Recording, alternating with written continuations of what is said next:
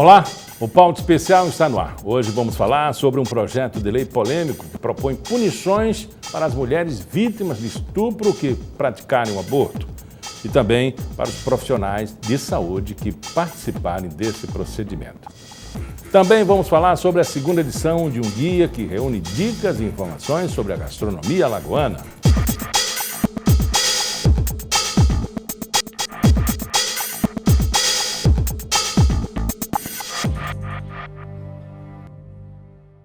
Recentemente, a Comissão de Constituição e Justiça e de Cidadania da Câmara dos Deputados em Brasília aprovou um projeto de lei que complica e limita o atendimento às vítimas de violência sexual.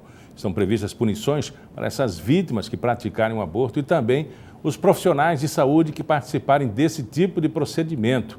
No Brasil, o aborto em caso de estupro é considerado legal. Vamos conversar um pouco mais sobre esse tema com Elita Moraes, que é membro do movimento Mulheres em Luta. Elita, não é um contrassenso ter aprovado a lei do aborto e agora medidas punitivas para as mulheres? Na verdade, esse projeto de lei, ele vem no sentido, né, a gente entende hoje, os movimentos feministas entendem como um grande ataque aos direitos reprodutivos da mulher, né? Porque a gente já tem um problema do próprio aborto ele ser entendido enquanto crime.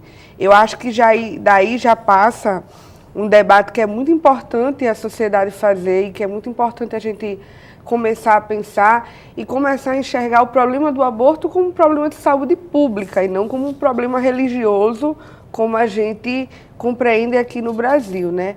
Mas esse projeto, ele vem no limite, né, de restringir o atendimento às vítimas, colocando, por exemplo, ele estabelece uma mudança no Código Penal brasileiro, por exemplo, dizendo que essa mulher ela teria que obrigatoriamente ser encaminhada a uma delegacia para submeter ao exame de corpo de delito e para fazer o procedimento da ocorrência do crime, entendeu? Então, está prevalecendo no Código Penal algo que para nós é terrível, porque é de se imaginar que uma mulher, numa situação de violência sexual, ela deve ser primado, principalmente, que ela seja atendida por todos os atendimentos médicos disponíveis no SUS, né? Então, isso é no Código Penal, só que tem ataques ainda maiores. Por exemplo, a gente tem uma lei, a Lei 12.845, que é a lei que estabelece todas as medidas de atendimento básico de saúde para as mulheres que são vítimas de violência sexual, de estupro. Então, esse projeto de lei, ele, por exemplo, ele muda o próprio significado do que é a violência sexual. Antes, estava estabelecido que era qualquer ato, qualquer relação sexual não consentida. E o projeto de lei, ele, na minha avaliação, na avaliação da maioria dos movimentos de mulheres, ele modifica e colocando, estabelecendo somente o que está estabelecido no Código Penal. Então, você tira um entendimento que era amplo, né, que na nossa opinião é o mais correto, que o estupro ele seja entendido como qualquer relação sexual que não seja consentida pela mulher, né, e estabelece, na nossa avaliação, uma limitação a isso, né? Então, você retrocede em algo que já tinha problemas. Então, outra mudança nessa própria lei de atendimento às vítimas, por exemplo, e que eu considero muito grave, é o termo, por exemplo, profilaxia da gravidez.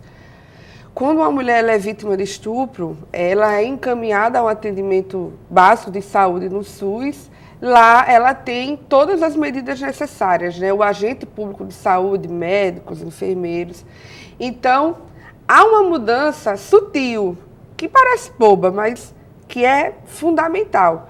Lá, antes estava estabelecido profilaxia de saúde. Então, isso significa que a mulher ela tem o direito de ter garantia, por exemplo, a pílula do dia seguinte, a qualquer atendimento que possa garantir que ela não possa engravidar daquele violentador, do estuprador, né? Então, essa lei, a partir de agora, ela muda esse entendimento, tira o termo profilaxia de saúde, que era um termo geral, amplo, e agora ele coloca, por exemplo, métodos não abortivos. Ora, na nossa concepção, até a pílula do dia seguinte, se assim aquele agente de saúde entender, ela pode ser compreendida como um método abortivo, que na nossa compreensão é errado, porque a pílula do dia seguinte ela não é uma pílula para abortar.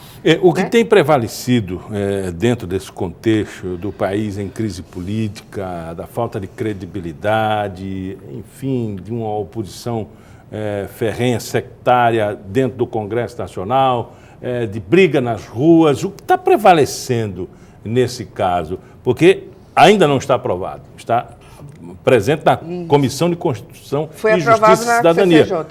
Qual é o contexto para ser aprovado um projeto que ele vai na contramão de uma lei que protege as mulheres?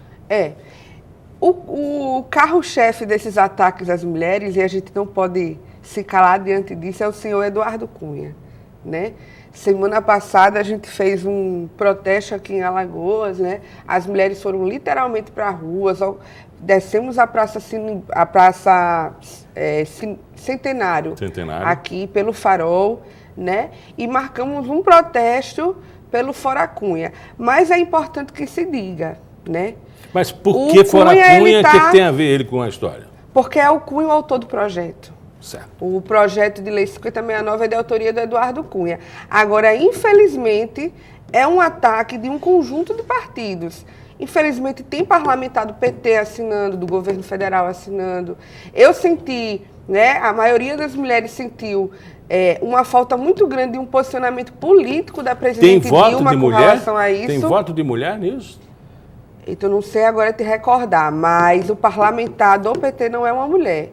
Mas, enfim, ser ou não uma mulher não é o que para nós é o problema. O problema é o PT assinar isso. Então, além do PT, você tem PSDB, que também para nós não é uma novidade. Qual é o peso desses partidos nessa decisão?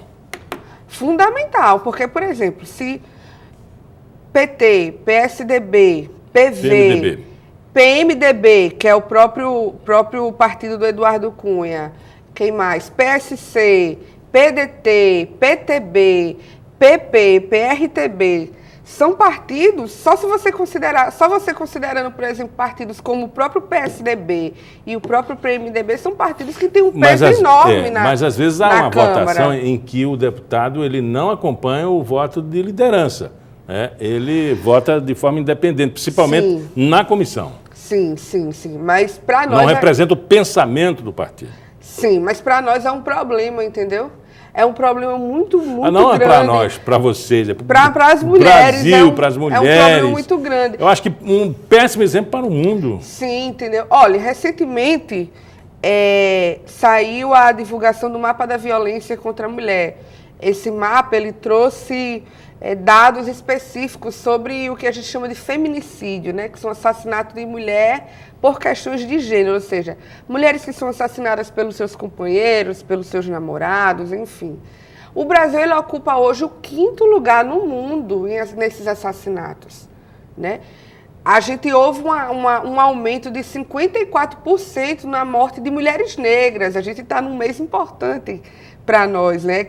Para nós mulheres negras, que é a consciência negra, né? Então, todos esses projetos de lei, como esse projeto encabeçado pelo Eduardo Cunha, são projetos que, de uma forma contundente, é uma violência contra a mulher, entendeu? Porque a mulher, ela, numa situação de violência, ela está muito fragilizada. Então, imagine, essas mulheres elas tinham uma dificuldade enorme de fazer a própria denúncia. Há um número enorme de subnotificação, que a gente chama de subnotificação, é que a mulher não vai na delegacia denunciar esse crime, porque é um crime que deixa a vítima muito fragilizada, muito constrangida. Ela vai na delegacia, então ela não tem... Criminaliza a mulher. A delegacia ela não está preparada para receber essa mulher, então há toda uma conjuntura em desfavor a ela. Então, você imagine como essa lei muda, por exemplo, que essa mulher ela seja obrigada a fazer um exame de corpo de delito para ela poder ter um atendimento médico bom no SUS, entendeu? Para ela poder ter a garantia... Para ela poder ter a garantia... Não, pré-natal, a gente fala profilaxia. Por exemplo, a própria pílula do dia seguinte, mas tem, por exemplo, o teste de HIV. Mas ele retira tudo isso, então? O teste de HIV, o teste de... Retirar de um todo não, mas ele limita o acesso. Então, essa mulher ela teria que comprovar a partir de um exame de corpo de delito, teria que ser encaminhada essa delegacia, quando, na verdade, o que tem que prevalecer é o atendimento à vítima, e não que ela seja... que ela tem que obrigatoriamente provar, né? Ó, é o mesmo que você diz, chegar num posto de saúde e dizer, olha, eu estou aqui com um atestado médico, com um boletim na delegacia que prova que eu fui estuprado, então eu posso ser atendido, entendeu? É óbvio que na lei 12.845, ela diz que tem que prevalecer primeiro o atendimento da saúde à mulher. Só que no Código Penal, essa mudança faz com que o entendimento seja contrário. Agora, então, o que acontece? A gente tem uma lei, porque se você pegar essa PL 5069, é uma lei muito confusa. Então, é uma lei extremamente confusa, na minha opinião, até como advogada mesmo, muito mal redigida e que dá uma série de brechas para, por exemplo, se o médico ele entender que a pílula do dia seguinte ela é abortiva, ele não vai dar a pílula do dia seguinte, entendeu? Depende e aquela da preferência religiosa, talvez o médico... Exatamente. Então, é até o que você falou, por exemplo, a questão dos agentes de saúde. Hoje, os agentes de saúde enfrentam um problema sério com relação ao próprio estupro, porque ele sempre fica com medo de atender aquela mulher, de ajudar ela no aborto, porque é bom que se entenda, você até frisou isso, o aborto ele é legal quando a mulher é estuprada, mas hoje os profissionais de saúde têm medo, eles têm receio. Porque a lei que foi aprovada na comissão, ele disse que vai punir os profissionais. Na verdade, essa lei reforça o que já existe, porque o atendimento hoje ele já é muito ruim. Agora, Anita, um embate muito sério, porque sim. Foi aprovado na primeira comissão, né, vai passar pelas outras comissões até chegar à leitura na sessão e aprovação, evidentemente, do Congresso Nacional, ainda passa pelo Senado, não é? Isso. Mas vocês têm uma agenda extensa, mas precisa trabalhar rapidamente. Sim. Nós estamos nos empenhando, né, ao máximo para fortalecer todo esse levante feminino, porque acho que é notícia para todo mundo que no país inteiro está acontecendo mobilizações de mulheres contra essa PL.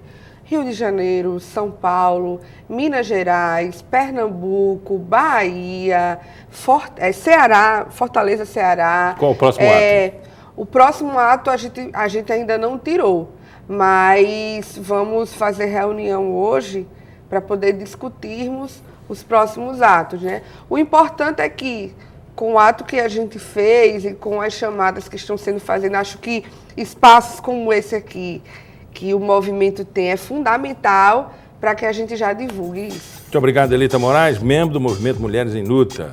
Agradeço pela entrevista. Obrigada.